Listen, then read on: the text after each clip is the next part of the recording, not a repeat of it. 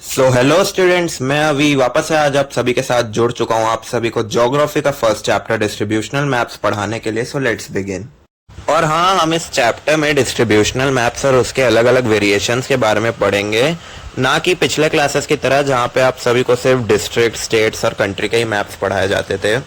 अब हमारे मैप्स का ये एम है कि अलग अलग वेरिएबल्स और रिसोर्सेस का कितना डिस्ट्रीब्यूशन है एक पर्टिकुलर पॉइंट में, उसको हाईलाइट करना। और ऐसे मैप्स को एक स्पेशल थीम का यूज करके बनाया जाता है और हम ऐसे मैप्स को थीमेटिक मैप्स बोलते हैं, जैसा कि आप अभी पिक्चर में देख रहे हैं।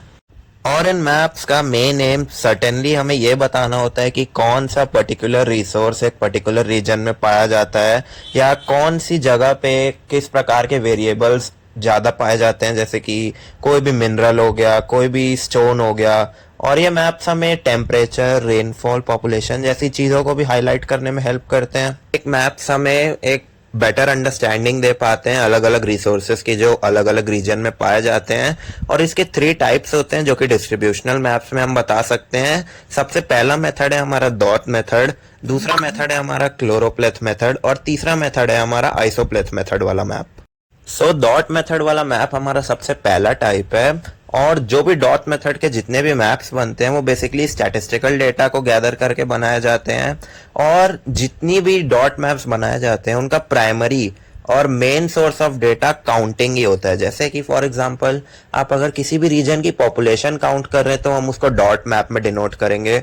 और जितना बड़ा डॉट होगा उतनी ज्यादा उस एरिया में पॉपुलेशन ज्यादा होगी, जितना छोटा डॉट होगा उतनी उस एरिया में पॉपुलेशन कम होगी। आई होप यू गेट इट। और जब भी हम डॉट मैप बनाते हैं हमें ये हमेशा ध्यान में रखना है कि हम कितने डॉट्स एक रीजन में प्लेस कर रहे हैं, हम कितने डॉट्स का साइज यूनिफॉर्म रख रहे हैं। और इसी तरह हमें 3 प्रिकॉशंस लेने पड़ते हैं एक डॉट मैप को बनाने के पहले। तो सबसे पहला और मेन प्रिकॉशन है हमारा, हर एक डॉट का साइज यूनिफॉर्म होना चाहिए, ना कि ज्यादा बड़ा ना ही ज्यादा छोटा। जैसे कि फॉर एग्जांपल हम एक कैटल पॉपुलेशन का एरिया ढूंढ रहे हैं जहाँ पे हमें कैटल पॉपुलेशन को डिनोट करना है। जिस एरिया में पॉपुलेशन हाई है वहां पे आप एक बड़ा डॉट बना दीजिए, जिस एरिया में पॉपुलेशन कम है वहां आप एक छोटा डॉट बना दीजिए। और हमारा सेकंड प्रिकॉशन है कि हम जब डॉट मैप्स बना रहे हैं तो हमें डॉट्स प्लेस करने के पहले जिस भी रीजन में हम डॉट बना रहे हैं वहाँ की फिजियोग्राफी, वहाँ के वाटर सोर्सेस, वहाँ का ट्रांसपोर्ट सिस्टम एक्सेट्रा चीज़ों को कंसिडर करना चाहिए किसी भी डॉट को प्लेस करने से पहले। और हमारा थर्ड प्रिकॉशन है कि रूरल मैप्स में जितनी भी पॉपुलेशन है हम उसको डॉट्स के थ्रू डिनोट करेंगे, और अर्बन पॉपुलेशन जितनी भी है एक एरिया में हम उसको सर्कल के थ्रू डिनोट करेंगे। इससे हमें ये पता चलता है कि डॉट मेथड के जितने भी मैप्स हैं वो वहां पे ज्यादा यूजफुल होता है जहां पे एक पर्टिकुलर वेरिएबल और जितने भी मिनरल्स हैं किसी भी रीजन में अच्छे से स्कैटर हुए पड़े हैं। इसीलिए हमें फिगर 1.1 में एक एक्टिविटी दी गई है। यहाँ पे हमें 3 क्वेश्चंस पूछे गए और यहाँ पे नीचे डायग्राम दिया गया है और अमरावती डिस्ट्रिक्ट का मैप दिया गया है। मैं अभी आपको इन तीनों क्वेश्चंस के आंसर बता देता हूँ। अब यहाँ पे आप मैप देख सकते हैं जो कि हमारी एक्टिविटी में यूज हुआ। ये अमरावती डिस्ट्रिक्ट का मैप, और यहाँ पे 5 टाइप्स के डॉट दिए गए हैं। सबसे छोटा डॉट 10,000 की पॉपुलेशन डिनोट कर रहा है, उससे बड़ा डॉट 50,000 की, उससे बड़ा डॉट 1 लाख की, उससे बड़ा डॉट 2 लाख की, और सबसे बड़ा डॉट 5 लाख की पॉपुलेशन डिनोट कर रहा है। हमारा पहला क्वेश्चन हमसे ये पूछ रहा है कि यहाँ पे कितनी पॉपुलेशन है। स्टूडेंट्स हम इसको तो काउंट नहीं कर पाएंगे क्योंकि आप देख ही सकते हैं कितने सारे 10,000 वाले डॉट्स दिए गए हैं, लेकिन इससे आपको एक रफ फिगर पता चली गया होगा कि यहाँ पे लैक्स में पॉपुलेशन है। और मैं आपको ये बता सकता हूँ कि सबसे बड़ा डॉट जो कि अमरावती के ऑलमोस्ट सेंटर में है वहां पे 5 लाख की पॉपुलेशन है। अब हमारा सेकंड क्वेश्चन हमसे ये पूछ रहा है कि कौन सी प्लेस में 1 लाख की पॉपुलेशन है। अगर आप इस मैप में गौर से देखेंगे तो एक डॉट वेस्ट साइड में है और एक डॉट ईस्ट साइड में है। हमारा वेस्ट साइड वाले रीजन का नाम है अंजनगांव सुरजी और हमारे ईस्ट साइड वाले रीजन का नाम है वरुद।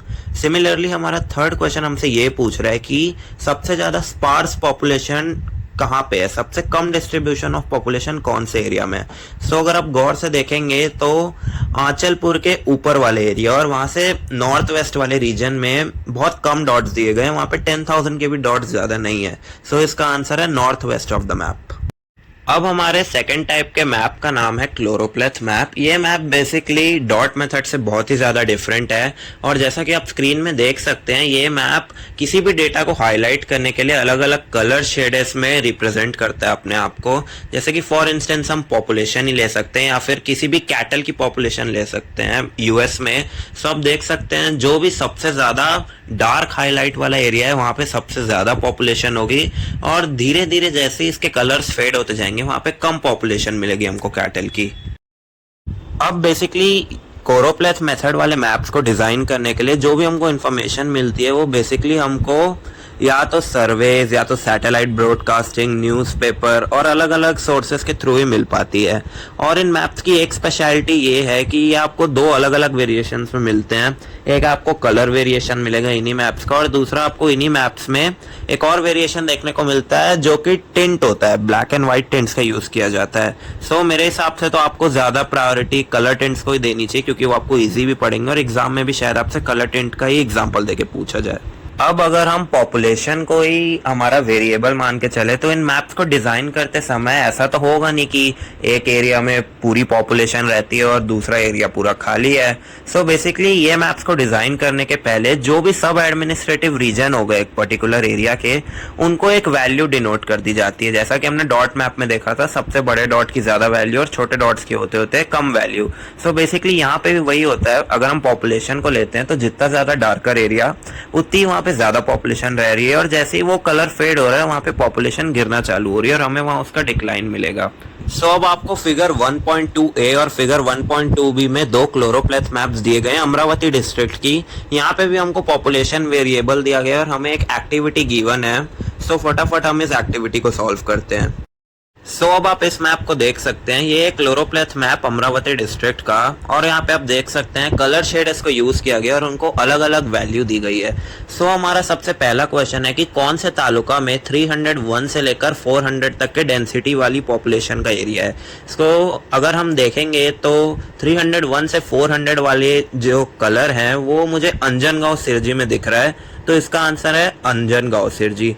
हमारा सेकंड क्वेश्चन है कि अमरावती डिस्ट्रिक्ट का कितनी पॉपुलेशन है। सो हम देख सकते हैं कि अमरावती डिस्ट्रिक्ट ही सबसे ज्यादा डार्कर एरिया है, सो इसका आंसर होगा 400 के पार। और हमारा थर्ड क्वेश्चन है कि कौन से तालुकाज में 300 से कम पॉपुलेशन है। सो हमारा इसका आंसर होगा कि जो भी हमने देखा, हम अगर अंजनगांव और अमरावती डिस्ट्रिक्ट को निकाल दे तो जो भी हम देखेंगे जो लाइटर एरियाज हैं, इसके आंसर वो सारे एरियाज आ जाएंगे। सो अब हम बात करेंगे आइसोप्लेथ मेथड के मैप्स के बारे में। सो बेसिकली आपने प्रीवियस क्लासेस में कॉन्टूर मैप्स और आइसोबार मैप्स के बारे में तो सुना ही होगा। ये सारे मैप्स अलग अलग वेरिएबल्स जैसे कि विंड डायरेक्शन, अल्टीट्यूड, सी लेवल और कई सारे इसी टाइप के वेरिएबल्स को हमको मेजर करने में हेल्प करते हैं। और मैंने स्क्रीन पे आपको दो फोटोज भी दिखा दी है आइसोबार और कॉन्टूर मैप की। सो बेसिकली हमारा आइसोप्लेथ मेथड वाला मैप भी इन दोनों से काफी ज्यादा सिमिलर है।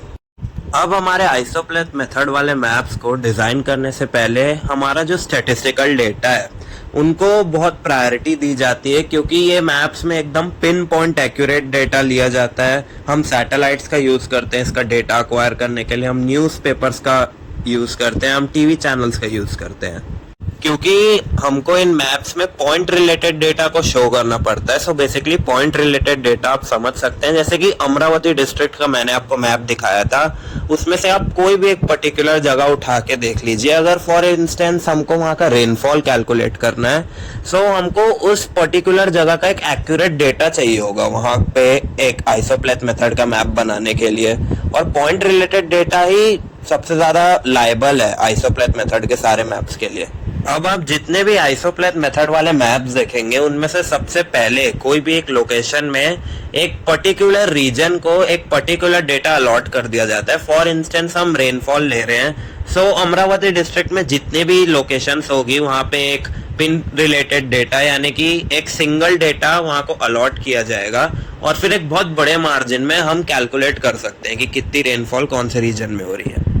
अब किसी भी लोकेशन में जितना ज़्यादा डेटा हमारे पास अवेलेबल होगा हम उतनी मैपिंग को और अच्छे से एक्यूरेट कर पाएंगे, जिससे जो यूज़र है उसको इन्फॉर्मेशन अच्छे से मिल पाएगी। सो आइसोप्लेन मेथड्स को ड्रॉ करने के लिए हमको 3 चीज़ें वापस से बाकी दोनों मैप्स की तरह माइंड में रखनी पड़ती है। सो सबसे पहले आइसोप्लेन मेथड का आप कोई भी मैप उठा के देख लीजिए, उसमें एक क्लास इंटरवल होता है। जैसे कि फॉर एग्जांपल मैंने आपको ऊपर के मैप्स में पॉपुलेशन बताई थी कि सबसे लो पॉपुलेशन का सबसे लाइटर एरिया, सबसे डार्क पॉपुलेशन का सबसे डार्कर एरिया। सो आइसोप्लेन मेथड में भी यही होता है, एक पर्टिकुलर लाइन को एक डेटा अलॉट कर दिया जाता है और उस लाइन के थ्रू हमको उस डेटा को सी करना पड़ता है। मैं आपको एक मैप के साथ फोटो दिखा देता हूँ। एंड सेकेंडली हमारा सेकेंड पॉइंट ये है कि जैसे एक बड़ा मैप है, वहाँ पे एक लाइन जिसकी वैल्यू फॉर इंस्टेंस हम 900 ले सकते हैं, अगर बहुत बड़े एरिया में 2 लाइंस एक ही साथ इंटरवाइन कर रही है, यानी कि वो जॉइंट नहीं है, सो हमको उन लाइन को जॉइंट करना पड़ेगा एक पर्टिकुलर रीजन का डेटा दिखाने के लिए। सो अगर आपको कहीं पर भी 2 लाइंस दी गई होगी जो एकदम पास से गुजर रही है, तो आप उसको जॉइन कर दीजिएगा। अभी हमने जो अमरावती डिस्ट्रिक्ट का मैप देखा, उससे हम 2 कंक्लूजन्स ये निकाल सकते हैं कि जितनी भी लाइंस आपको पास पास में दिखेगी एकदम कम रेंज में, वहाँ पे चेंज एकदम ज़्यादा कांस्टेंट है, वहाँ पे कॉन्स्टेंटली चेंजेस आ रहे हैं। और अगर आपको एकदम दूर लाइंस दिख रही है सो वहाँ पे चेंज एकदम जेंटल है। सेकेंडली हमको ऊपर वाले मैप से अमरावती डिस्ट्रिक्ट का नेचुरल डिस्ट्रीब्यूशन रेनफॉल का दिख गया। सो इसी तरह हमारे पास फिगर 1.3 यानी कि अमरावती मैप जो मैंने आपको अभी दिखाया, उसी की एक एक्टिविटी है। सो मैं आपको उसके आंसर्स बता देता हूँ। हमारा पहला क्वेश्चन है कि इस अमरावती मैप में सबसे ज्यादा रेनफॉल हमें कौन से रीजन में देखने मिल रही है। इसका आंसर आप देख सकते हैं, जैसे कि जो टॉप रीजन है जहाँ पे हमें 1300 की वैल्यू दी गई है और जहाँ पे सबसे ज्यादा डार्क एरिया, इसका आंसर आ जाएगा वो 1300 वाला एरिया।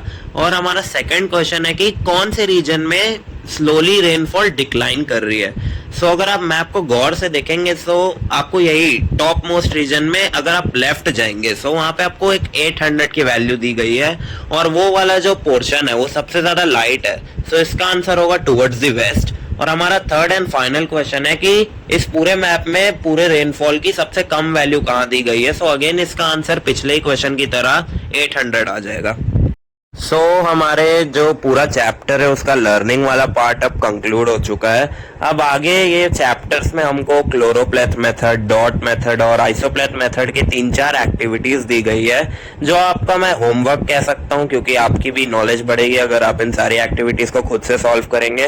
मैं आपको फटाफट अब इसका कंटेंट वाला सेक्शन पढ़ा देता हूँ, जहाँ पे आपको आपके क्वेश्चन आंसर्स वगैरह पूछे गए हैं, basically fill in the blanks and सारी अदर एक्टिविटीज।